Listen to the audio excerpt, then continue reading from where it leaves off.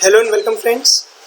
In unit 1 up till now we have discussed the different types of services. We started with the definition of service industries we talked about trends, we talked about the reason behind growth of services sector, we talked about the different classification of services, and in the last discussion that we had yesterday we talked about goods and services and we tried to compare them, right?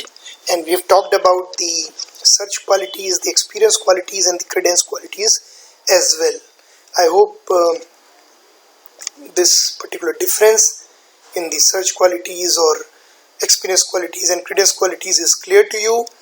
Now let's today discuss the service mix categories. Fine.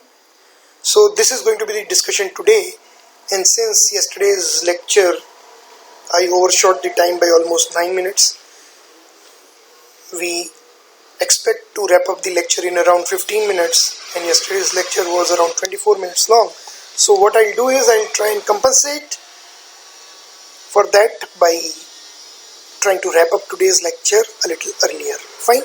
Now let us understand service mix categories and what we basically mean by this. You can pause the video here and have a look at the diagram. Done? Okay, now let me start.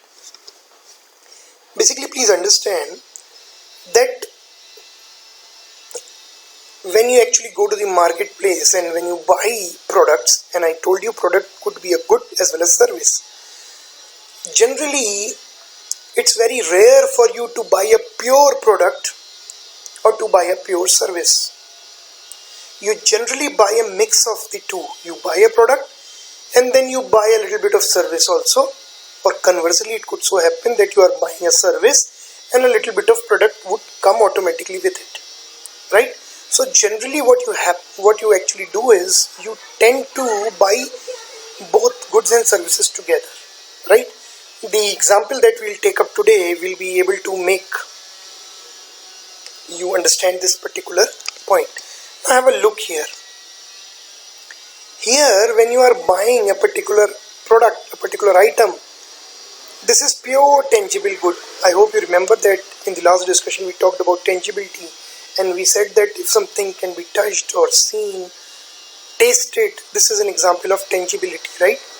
On the other hand, services are not tangible and you simply cannot touch them as such. You simply cannot see them. You can of course feel them, but it's otherwise difficult for you to see or touch or listen to them or be able to smell them, right?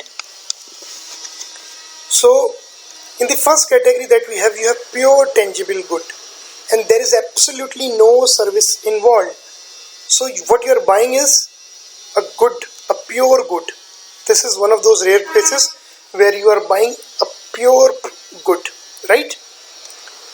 Example is milk. So when you buy milk, you are not buying anything else. You go to the retail shop, buy a packet of milk, you are not buying anything else. So you are buying a pure good. But then there is a second category wherein you are buying goods. The dominant item that you are purchasing is a good, but along with it you are also buying a little bit of service, and that is inbuilt with the good. So you are not having goods and services being bought as different packages. It is inbuilt in the good. Give you an example. Computer and the warranty. What do we mean by this? You buy a computer and you get a 1-year warranty.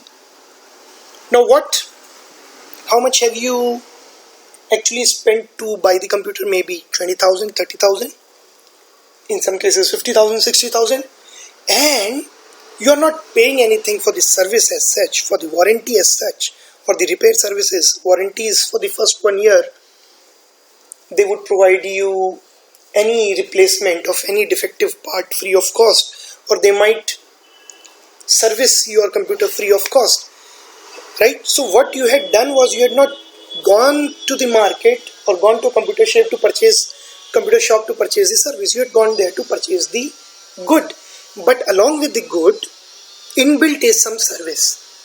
The dominant item that you are buying is the good. So you have bought the computer, but along with that you are getting some 1-year warranty, you are getting some 1-year free service. So that is an example of a dominant good along with little bit of service, category number 2. So when you move from here to here, what will happen is you will see that the extent of good in the item that you are purchasing is going down slowly and gradually, and the extent of service is increasing, the proportion of service is increasing, right? So here we were purchasing pure good, but here we are purchasing good and that a little bit of service. Now have a look here, hybrid. Here the goods and the services are being purchased in equal parts, so there is an almost equal proportion of the goods as well as the services that you are purchasing. When you go for meals at a restaurant, the item that you get is the food, of course, the meal. So that is an example of a good. But along with the meal, you also don't have to go to the counter and get your own food. The waiter is available there to serve you. The waiting services are there. Then you get comfortable seating and comfortable environment there. And then the waiter might also offer his expertise. He might suggest you, sir, if you are looking for a mushroom based meal, then you should go for this. This is very tasty. Or for example, if you want to have some spicy food, I think you should try this. So he's also actually giving you some advice regarding which particular item to offer. So there is an equal mix of goods as well as service, and these kind of service category, they are known as hybrid. Why? Because equal proportion of goods as well as services you are consuming, right? Then again, here again there would be another increase in the proportion of service. Now here it is the exact, now in the fourth place, this fourth category, it is the exact opposite of this one, right? Wherein we are consuming major service and minor good. Have a look at the category number 2. Here majority was the good that you were consuming and a little bit of service was also being offered. But here it is the exact opposite. Here you are consuming the service and a little bit of good is being offered also. What kind of example can I have? Hair styling. When you go to a barber shop, you generally get service. You get a haircut, or maybe you get a massage, or you may be getting a facial, or you may be getting a pedicure or a manicure. So basically you are getting services, right? So let's take example of a massage. So you are basically getting the massage service, but along with the massage service, he must have applied some oil, some ointment on your head. So don't you think you are also, when you return from that shop, you are also carrying along that oil in your head, in your hair. So a little bit of good is also involved, right? So this is the fourth category, wherein you have major service with a little bit of good. Fine, as I said, it is the exact opposite of category 2, right? And then we have got pure service, which is the exact opposite of category 1. Pure service, there is no tangible good that you purchase. You only consume pure services. For example, legal advice. So I go to a lawyer because I have had a conflict with my neighbor, so I go to a lawyer to get his advice. The lawyer does not offer me anything. He does not even offer me any book or a copy or a page or maybe a flyer. He simply gives me his advice, right? So this would be an example of a pure service that you are getting without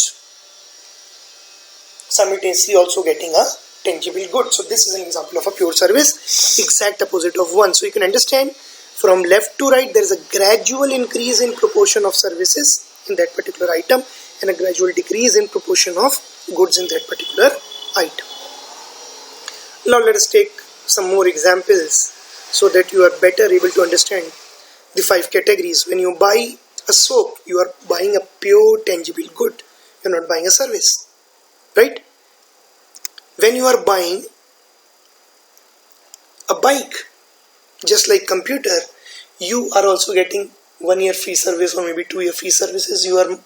You might be getting free repair, right, or some warranty, on that purchase. So what basically you have done is the bulk of the product that you purchase is basically the bike, the good. On the other hand, you are also simultaneously getting a little bit of service. So this is category number 2. Then we talk about the meal as the restaurant, right? I've taken up the same example. So you are getting served also. So food is there, but apart from that, you are getting some service also. You are getting a comfortable seating space, right? And it may so happen that they might be playing music in the background, so you get that peace of mind. So these are all services. Or they might be inviting a live music band to perform while you are having your food.